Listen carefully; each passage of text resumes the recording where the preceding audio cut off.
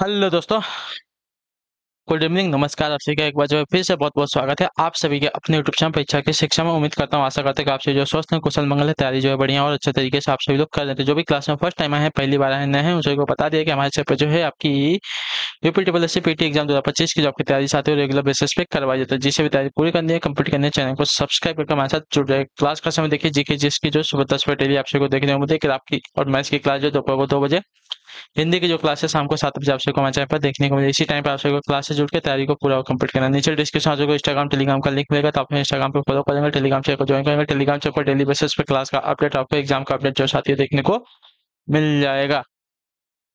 Clear सभी को? तो 6 और 7 सितंबर को क्या है आपका एग्जाम है, और टेलीग्राम चैनल आप लोग जो है ज्वाइन करें। ठीक है, चलिए क्लास स्टार्ट करें, देरी नहीं करेंगे। एक एक क्वेश्चन आपके एग्जाम के लिए बहुत इंपॉर्टेंट, ध्यान से एक एक क्वेश्चन को देखिएगा, समझिएगा, फिर इसको उत्तर देने की कोशिश करें। क्वेश्चन नंबर 6 से आपकी क्लास स्टार्ट हो रही है। क्या पूछा गया है? जंगल में लगने वाली आग को क्या कहा कहलाती है? बताइए, जंगल में लगने वाली आग क्या कहलाती है? तो जंगल में लगने वाली आग आपकी कहलाती है दावानल। ठीक है, ऑप्शन नंबर हमारा सी राइट होगा। ठीक है, जंगल में लगने वाली आग को दावानल कहते हैं। पेट में लगने वाली आग को जठरानल कहते हैं। ठीक है, जठराग्नि भी कहते हैं इसको, इसको दावाग्नि भी कहते हैं, इसको जठराग्नि भी कहते हैं। ठीक है, ठीक है। और क्या बोलते हैं समुद्र या पानी में लगने वाली आग को बड़वाग्नि कहते हैं। ठीक है, बड़वानल, बड़वानल भी कहते हैं। और काम या तो वासना की जो आग होती है उसको कामनल कहते हैं। ठीक है, यानी कि कामाग्नि कहते हैं। अगला प्रश्न है आपका 7वां नंबर, सही विकल्प बताइए। ज्ञान की किसी विशेष विधा, ज्ञान की किसी विशेष विधा यानी कि कार्य क्षेत्र में प्रयोग किए जाने वाले शब्दों को रिक्त स्थान कहते हैं। क्या कहते हैं इसे? तो इसे कहा जाता है साथियों आपका परिभाषिक शब्दावली। ठीक है, ऑप्शन नंबर हमारा बी राइट होगा। क्लियर सभी को इसके बारे में? हाँ या ना? ज्ञान की किसी विशेष विधा में प्रयोग किए जाने वाले शब्दों को परिभाषिक शब्दावली कहते हैं। ठीक है, ऑप्शन नंबर बी हमारा सही है। अगला प्रश्न है आपका 8वां नंबर, भाववाचक में क्रिया होती है कैसे? बताइए, भाववाचक में क्रिया कैसे होती है? बहुवचन में होती है, एक वचन में होती है? तो भाववाचक में क्रिया आपकी होती है साथियों एक वचन में। ठीक है, ऑप्शन नंबर हमारा ये राइट होगा। ठीक है, क्लियर सभी को? भाववाचक में क्रिया हमारी एक वचन में। क्वेश्चन नंबर 9 है, चुनौती शब्द में कौन सा प्रत्यय है? बताइए, चुनौती शब्द में कौन सा प्रत्यय है? तो चुनौती में आपका जो दिया गया सकते औती प्रत्यय, औती, ऑप्शन नंबर हमारा डी राइट होगा। ठीक है, चुनौती में हमारा औती प्रत्यय है, ऑप्शन नंबर हमारा डी राइट होगा। ठीक है, चलिए अगले प्रश्न को देखेंगे। आपका है 10वां नंबर, किस शब्द में अल उपसर्ग का प्रयोग होता है? किस शब्द में हमारा अल उपसर्ग का प्रत्यय, अल उपसर्ग का प्रयोग हुआ है? तो अल उपसर्ग हमारा क्या बोलते हैं, उपयोग हुआ है ना, प्रयोग हुआ है। तो अल उपसर्ग का प्रयोग हमारा देखा जाए तो अलमस्त, अलमारी, अलकनंदा और अलका में, किसमें हुआ है? तो आपका है अलमस्त में। ठीक है, मस्त हमारा जो है मूल शब्द है, उसमें अल उपसर्ग लगा है। ठीक है, क्लेशर को चलिए, अल उपसर्ग जो है विदेशी उपसर्ग है, ये बात भी याद रखिएगा। ठीक है, अगला क्वेश्चन है आपका साथियों, ये क्या है? चेहरे की हवाइयां उड़ना मुहावरे का सही अर्थ क्या होता है? तो चेहरे की हवाइयां उड़ना मुहावरे का सही अर्थ देखा जाएगा तो आपको हो जाएगा घबरा जाना। ठीक है, ऑप्शन नंबर हमारा बी राइट होगा। ठीक है, चेहरे की हवाइयां उड़ना मुहावरे का सही अर्थ हो जाएगा घबरा जाना। ठीक है, चलिए अगला प्रश्न है आपका है 12 नंबर, सदैव में प्रयुक्त संधि कौन सी है? सदैव में प्रयुक्त संधि कौन सी है? तो सदैव, तो सदा धन एवं में प्रयुक्त संधि आपकी वृद्धि संधि है। ठीक है, ऑप्शन नंबर हमारा सी राइट होगा। ठीक है, सदैव में सदा धन एवं हमारी वृद्धि संधि उपयोग की गई है, ऑप्शन नंबर सी जो दिया गया साथी आपका राइट है। अगला है 13 नंबर प्रश्न, उत्तर दीजिएगा आइडेंटिटी का। यह काम मैं आप कर लूंगा पंक्ति में आप है क्या? बताइए, मैं यह काम आप कर लूंगा, इस पंक्ति में आप क्या है? तो आप जो है आपका निजवाचक सर्वनाम है, ऑप्शन नंबर हमारा बी राइट होगा। ठीक है, क्लियर सबको इसके बारे में? निज हमारा वाचक सर्वनाम हो जाएगा आप। क्लियर है?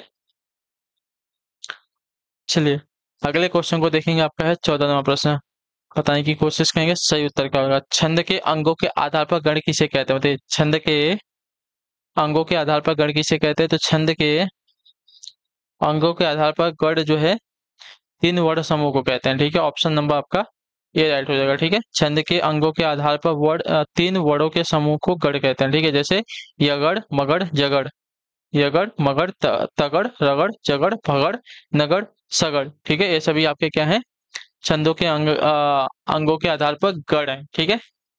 चलिए, वर्णिक छंदों में इनका प्रयोग मात्राओं की पहचान के लिए होता है। अगला प्रश्न है आपका है 15 नंबर। आज्ञा दीजिए, वाक्य कौन सा वाच्य? आज्ञा दीजिए वाक्य किस वाच्य में, कित्वाच्य में, कर्मवाच्य में या भाववाच्य में, या किसी में नहीं? तो आज्ञा दीजिए वाक्य आपका कित्वाच्य में हो जाएगा, ठीक है। ऑप्शन नंबर हमारा ए राइट होगा, ठीक है। चलिए, अगला प्रश्न आपका है 16 नंबर। अध्याय व अध्यायवसायी का अंग्रेजी वाक्य क्या हो जाए बताइए? अध्यवसायी, ठीक है। अध्यवसायी का अंग्रेजी पर्याय क्या हो जाएगा? तो अध्यवसायी का अंग्रेजी परिवार आपका देखे जाएगा तो आपका राइट आंसर हो जाएगा साथियों नाउ, नॉन, ठीक है। अध्यवसायी का अंग्रेजी पर्याय आपका नॉन हो जाएगा, नॉन, नन हो जाएगा। तो ऑप्शन नंबर हमारा जो दिया गया डी वाला विकल्प आपका राइट है, ठीक है। अध्यवसायी का अंग्रेजी पर्याय आपका नन हो जाएगा। दिए गए वाक्यांश के लिए एक शब्द का प्रयोग कीजिए। हर काम को देर से करने वाला, हर काम को देर से करने वाला इसको क्या कहते हैं एक शब्द में? तो इसको कहा जाता है दीर्घ सूत्री, ठीक है। इसको दीर्घ सूत्री कहते हैं। तो ऑप्शन नंबर हमारा डी राइट होगा, ठीक है। दी हर काम को देर से करने वाला वाक्यांश के लिए एक शब्द होगा दीर्घ सूत्री। चलिए, अगला है आपका 18 नंबर। कम बोलने वाला व्यक्ति वाक्यांश के लिए उपयुक्त शब्द होगा, क्या बताइए? कम बोलने वाला व्यक्ति वाक्यांश के लिए एक शब्द क्या हो जाएगा? तो कम बोलने वाला व्यक्ति को कहा जाता है साथियों आपका मितभाषी। ऑप्शन नंबर हमारा सी राइट होगा, ठीक है। कम बोलने वाला व्यक्ति आपका मितभाषी कहलाता है। 19वां प्रश्न है, निम्नलिखित 6 वाक्यांशों में से प्रथम व अंतिम जो है निश्चित है, शेष को उचित क्रम में व्यवस्थित कीजिए, ठीक है। चलिए, सामाजिक जीवन में सामाजिक जीवन में चलिए, क्या होगा? सामाजिक जीवन में क्रोध की जरूरत बराबर पड़ती है, ठीक है। सामाजिक जीवन में क्रोध की जरूरत बराबर करती है। यदि क्रोध न हो तो कष्टों की चिरवृत्ति का मनुष्य दूसरों के द्वारा पहुंचाए जाने वाले बहुत से एक मिनट, यहाँ पे गड़बड़ हो गई। चौथा ये नहीं होगा, चौथा हमारा ये होगा, ठीक है। चौथा हमारा ये होगा, पांचवा हमारा ये होगा, ठीक है। अब देखिए, सामाजिक जीवन में क्रोध की बहुत बहुत क्या बोलते हैं, सामाजिक जीवन में क्रोध की जरूरत बराबर पड़ती है। यदि क्रोध न हो तो मनुष्य दूसरों के द्वारा पहुंचाए जाने वाले बहुत से कष्टों की चिर निवृत्ति का उपाय ही न कर सके, ठीक है। ऐसा आपका होगा। चलिए, 20वां प्रश्न उत्तर दे। जहां न पहुंचे रवि वहां पहुंचे कवि, लोकोकित का अर्थ क्या हो जाएगा? जहां न पहुंचे रवि वहां पहुंचे कवि, उस लोकोकित का अर्थ क्या हो जाएगा? तो इस लोकोकित का अर्थ हो जाएगा साथियों कवि कल्पनाशील होता है, ठीक है। ऑप्शन नंबर हमारा सी राइट होगा, ठीक है। जहां न पहुंचे रवि वहां पहुंचे कवि, इस लोकोकित का अर्थ हो जाएगा कवि कल्पनाशील होता है। ऑप्शन नंबर हमारा सी राइट है। अगला प्रश्न है आपका 21 नंबर। मेरा नया बचपन कविता किसने लिखी है? मेरा नया बचपन, इस कविता के लेखक कौन है? तो इस कविता के लेखिका है हमारी सुभद्रा कुमारी चौहान, ठीक है। ऑप्शन नंबर हमारी बी जो दिया गया राइट आंसर। अगला आपका 22 नंबर। निम्न में से चांदनी का प्राची नहीं है, चांदनी का प्राची कौन सा है? चंद्रिका, चंद्रप्रभा, चंद्र या कौमुदी? तो चांदनी का प्राची शब्द आपका जो दिया गया है चंद्र नहीं है, ठीक है। चंद्रिका, चंद्रप्रभा, कौमुदी जो है चांदनी के प्राची शब्द है। अगला प्रश्न है आपका है साथियों 23वां प्रश्न। आज पानी बहुत गिरा, रिक्त स्थान वाक्य, कैसा वाक्य है? आज पानी बहुत गिरा या कैसा वाक्य है? तो आज पानी बहुत गिरा आपका सरल वाक्य, ठीक है। ऑप्शन नंबर हमारा ये राइट हो जाएगा, ठीक है। अगला प्रश्न देखा जाएगा 24 नंबर। उत्तर दीजिएगा आंसर का।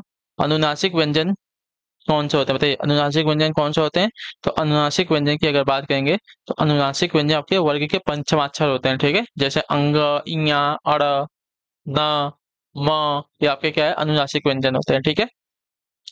वर्ग के पंचमाक्षर। अगला आपका साथियों 25 नंबर। अजंत का संधि विच्छेद क्या हो जाएगा? अजंत, तो अजंत का अच् धन अंत, अजंत का संधि विच्छेद हो जाएगा अच् धन अंत। ऑप्शन नंबर हमारा बी राइट होगा, ठीक है। क्लियर सभी को?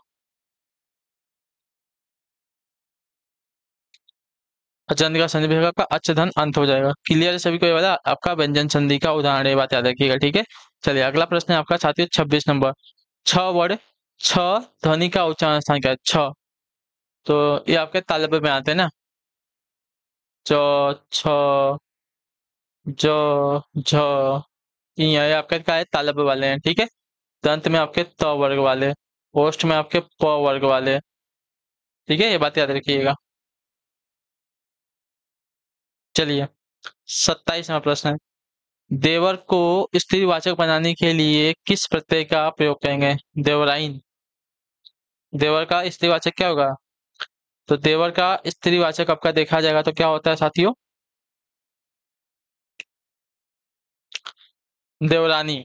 देवरानी हो जाएगा, ठीक है। देवराइन देवराइन नहीं होगा, देवरानी हो जाएगा, ठीक है। ऑप्शन नंबर हमारा बी, आनी प्रत्यय लगेगा, ठीक है, देवरानी। 28 नंबर, निम्नलिखित में से कौन सा शब्द आपका प्रत्यय युक्त है, ठीक है, कौन सा शब्द हमारा प्रत्यय युक्त है, तो प्रत्यय युक्त अगर शब्द की बात करेंगे यहाँ पे, बाजीगर। बाजीगर, बाजी हमारा क्या है, मूल शब्द है, गर इसमें प्रत्यय लगा है, ठीक है? प्रत्यय जो है शब्दांश के अंत में लगते शब्द का अर्थ बदलते हैं। 29 नंबर, निम्नलिखित में से शुभेच्छु।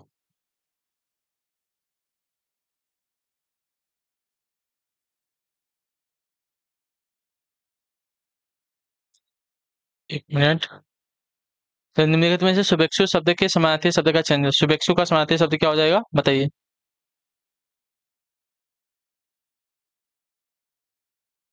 शुभेच्छु शब्द के समानार्थी शब्द का चयन, शुभेच्छु का समानार्थी शब्द क्या हो जाएगा, देखिए शुभेच्छु का समानार्थी आपका शुभाकांक्षी हो जाएगा, ठीक है। ऑप्शन नंबर हमारा सी राइट होगा, ठीक है। शुभेच्छु शब्द का समानार्थी आपका शुभाकांक्षी हो जाएगा, ऑप्शन नंबर हमारा सी राइट है, ठीक है। अगले प्रश्न को देखेंगे, आपका है 30 नंबर, उत्तर दीजिएगा, राइट आंसर आपका क्या होगा, ठीक है। चलिए बताइए।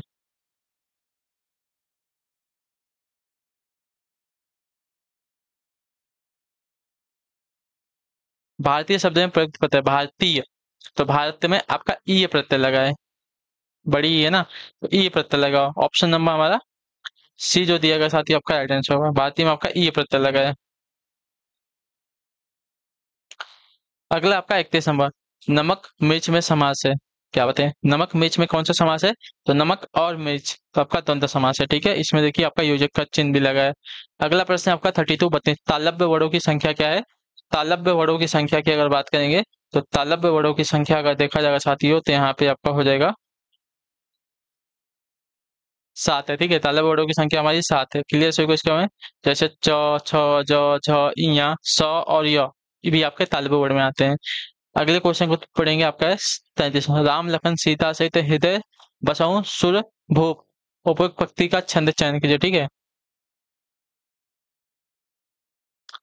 उपयुक्त पंक्तियों में छंद का चयन करना है ना, तो राम लखन सीता सहित हृदय बसाऊं सुर भूप, तो यह क्या है, तो यह आपका देखा जाएगा तो आपका दोहा छंद है, ठीक है, यह आपका है दोहा छंद, ऑप्शन नंबर हमारा ए राइट हो जाएगा, ठीक है। चलिए 34वां प्रश्न, उत्तर देने की कोशिश करेंगे, राइट आंसर मूर्धन्य व्यंजन। मूर्धन्य व्यंजन कौन सा है, तो ट, ठ, ड, ढ, अ, ये आपका मूर्धन्य है, ये मैंने आपको बता गया, ये आपके तालव्य हैं, या आपके दंत हैं, पफा वफा आपके ओष्ठ हैं, ठीक है। चलिए अगला प्रश्न है आपका 35वां, निम्नलिखित में से किसके नाम प्रायः पुल्लिंग होते हैं, भाषाओं के नाम, नदियों के नाम, दिनों के नाम या तिथियों के नाम। तो देखिए दिनों के नाम, जैसे सोमवार, मंगलवार, बुधवार, गुरुवार, शुक्रवार, ये क्या है आपके पुल्लिंग में होते हैं, ठीक है, तो तीनों के नाम आपके पुल्लिंग होते हैं। 36वां प्रश्न, निम्न में कौन सा कथन आपका असत्य है, ठीक है, असत्य कथन की हमें पहचान करनी है यहाँ पे, ठीक है। अलंकार का अर्थ आपका आभूषण या श्रृंगार होता है, सही कथन है, सौंदर्य वर्धक गुण आपके अलंकार कहलाते हैं, सही, अलंकारों के योग से काव्य मनोहारी बन जाता है, गलत हो जाएगा, ठीक है। तो ऑप्शन नंबर सी जो दिएगा आपका असत्य कथन है। उसके बाद दिया गया उपयुक्त में से कोई नहीं, ये इसको भी हटा दीजिए। चलिए अगला क्वेश्चन देखते हैं, आपका 37वां प्रश्न क्या देगा, वाक्य के अशुद्ध भाग का चयन करना है, ठीक है, वाक्य के अशुद्ध भाग का चयन करना है।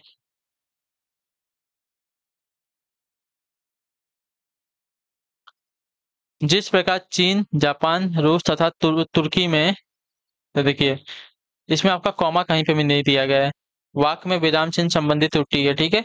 जिस तरह, जिस प्रकार, ठीक है, जिस तरह या जिस प्रकार चीन, जापान, रूस तथा तुर्की में अपनी भाषाओं में सरकारी कार्य होता है, उसी प्रकार भारत में हिंदी की अनिवार्यता और आवश्यकता को स्वीकार किया जाना चाहिए। ठीक है, तो इसमें जो है विराम चिन्ह संबंधी, ठीक है, इसमें जो आपकी विराम चिन्ह संबंधी अशुद्धि हो जाएगी ऑप्शन नंबर ए में। 38 नंबर है, निम्न पंक्ति में कौन सा अलंकार है? ठीक है, जलता है या जीवन पतंगा, जलता है या जीवन पतंगा, तो ये आपका उपमा अलंकार है। ठीक है, जलता है या जीवन पतंगा है, इसमें आपका उपमा अलंकार है। क्लियर है इसके बारे में? यहाँ वाचक शब्द सा का लोप है। ठीक है, जीवन आपका उपमेय, पतंगा आपका उपमान, जलता है आपका साधारण धर्म है यहाँ पे। ठीक है, चलिए अगला प्रश्न आपका है 39 39 नंबर, निम्न में रस के अंग क्या है? बताइए, निम्न में से रस के अंग क्या है? तो रस के अंग आपका देखा जाएगा अस्थायी भाव, विभाव, अनुभाव, संचारी भाव है। ठीक है, ऑप्शन नंबर हमारा सी राइट होगा। ठीक है, क्लियर है इसके बारे में? रस के अंग आपके अस्थायी भाव, विभाव, अनुभव और संचारी भाव है। अगला प्रश्न है आपका 40 नंबर, उत्तर दीजिएगा, राइट आंसर आपका क्या हो जाएगा? ठीक है, निम्न में से सही वर्तनी का चयन कीजिए। सही वर्तनी का चयन करना है हमें मिठाई, मिठाई की वर्तनी ऑप्शन नंबर हमारी बी वाली जो दी गई साथी आपकी राइट हो जाएगी। ठीक है, क्लियर है? चलिए अगला आपका साथी 41 नंबर, राजस्थान में कौन सी भाषा बोली जाती है? ठीक है, राजस्थान में कौन सी भाषा बोली जाती है? ठीक है, तो राजस्थान में भाषा बोली जाती है आपकी मेवाती भाषा, ऑप्शन नंबर हमारा सी राइट होगा। ठीक है, राजस्थान में हमारी मेवाती भाषा बोली जाती है। अगला आपका साथी हो 42 नंबर, अधिकरण कारक का विभक्त चिन्ह कौन सा? बताइए, अधिकरण कारक का विभक्त चिन्ह कौन सा होता है? तो अधिकरण कारक का विभक्त चिन्ह अगर देखा जाएगा साथियों तो आपका होता है में, ऑप्शन नंबर हमारा डी राइट होगा। ठीक है, अधिकरण कारक का विभक्त चिन्ह हमारा जो होता है में होता है, ऑप्शन नंबर डी जो दिया गया साथियों आपका राइट हो जाएगा। 43 नंबर प्रश्न, निम्न प्रश्न के शब्द युग्म के अर्थ भेद में से कौन सा गलत है? ठीक है,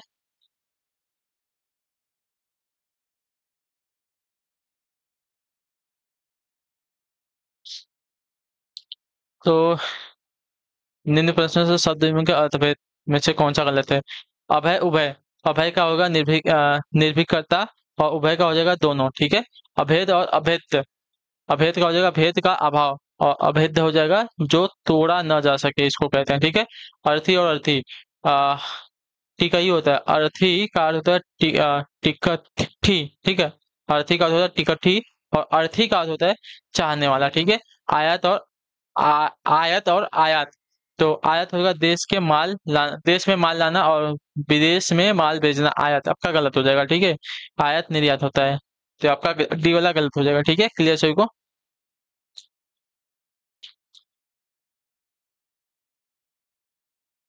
क्लियर है?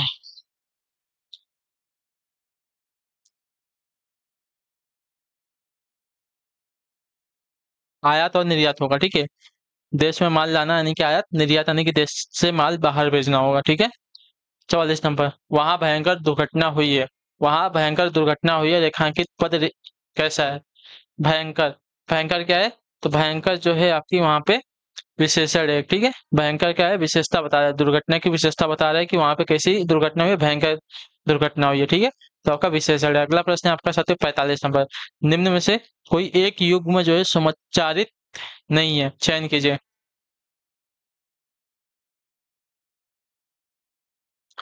तो यहाँ पे जो दिएगा अपहार, उपहार, अभिराम, अविराम, अत्यंत का अंतिम दिया गया है, तो ये वाला गलत हो जाएगा। ऑप्शन नंबर सी वाला जो है समुच्चारित नहीं है। ठीक है, अत्यंत का अंतिम दिया गया है, अभिमान का अभियान दिया गया है। ठीक है, अपहार उपहार समझ में आ रहा है कि एक ही तरह हो रहा है, ज्यादा फर्क नहीं है। अभिराम अविराम सेम है, लेकिन अत्यंत का अंतिम दिया गया, इसमें देखिए दोनों एक साथ मतलब एक एक जैसे शब्द नहीं लग रहे हैं।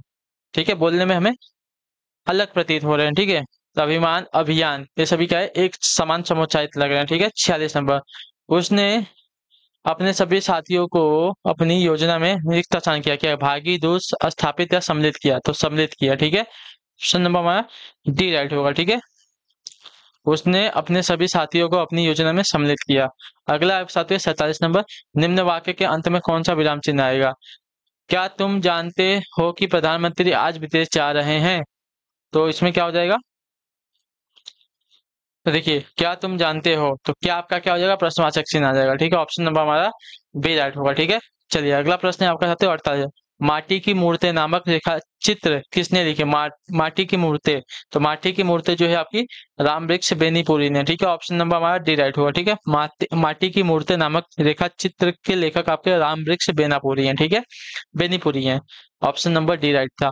49 नंबर, आवारा मसीहा जीवनी में किसका जीवन चरित्र है, बताइए। आवारा मसीहा में, ठीक है, तो आवारा मसीहा में जो है शरत चंद्र चट्टोपाध्याय का, ठीक है, ऑप्शन नंबर हमारा बी। आवारा मसीहा बांग्ला साहित्यकार शरत चंद्र चट्टोपाध्याय का जीवन चरित्र है, जिसके रचयिता आपके विष्णु प्रभाकर जी हैं, ठीक है। आखिरी क्वेश्चन है 100 नंबर, दिएगा वाक्यांश में से त्रुटिपूर्ण भाग का चयन कीजिए, त्रुटि न होने पर डी विकल्प चुनिए, ठीक है। सच्चा वीर वह है जो कभी युद्ध से पीठ दिखाकर दौड़ नहीं जाता, ठीक है, तो इसमें आपकी त्रुटि ऑप्शन नंबर बी वाले में, ठीक है। सच्चा वीर वह है जो कभी युद्ध में पीठ नहीं दिखाता बल्कि शत्रु का डटकर सामना करता है, ठीक है। चलिए, क्लास आज की यहीं पे कंप्लीट हो गई। तो आपका कोई भी डाउट हो, कोई भी क्वेश्चन, कोई भी कोई नीचे कमेंट करके पूछ लीजिए, हम आपसे मिलेंगे आपकी अगली क्लास में। क्लास अच्छी लगी, क्लास को लाइक करेंगे, चैनल पर पहले चैनल को सब्सक्राइब करें। तब तक के लिए हम चलते हैं, आपसे मिलते हैं आपकी अगली क्लास, तब तक के लिए टाटा बाय बाय, जय हिंद, जय भारत। आपसे क्लास से जुड़ने के लिए बहुत बहुत ही धन्यवाद साथी।